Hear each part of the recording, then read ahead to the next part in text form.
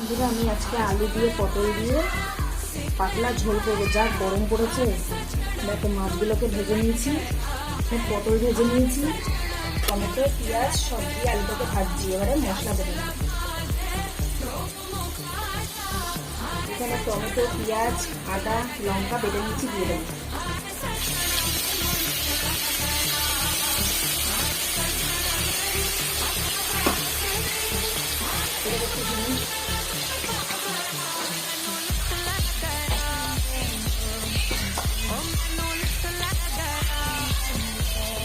জিরে গুঁড়ো,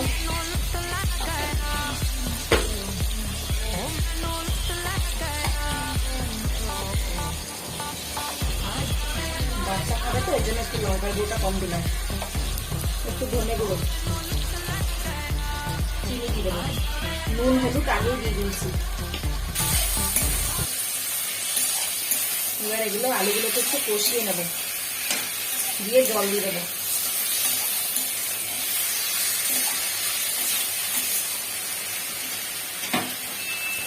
মিক্সি ধোয়ার বাটির জলটা দিয়ে দেবো।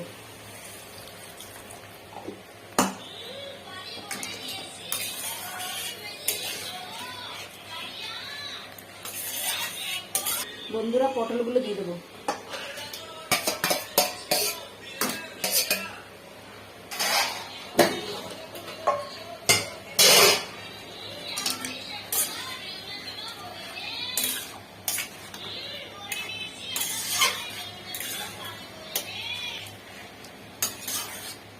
জল আর একটু দিয়ে দেবো। এই দেখো কড়াই সাইড দিয়ে তেল বেরিয়ে গেছে, এবার জলটা দিয়ে দেবো। বন্ধুরা মাছগুলো দিয়ে দেবো।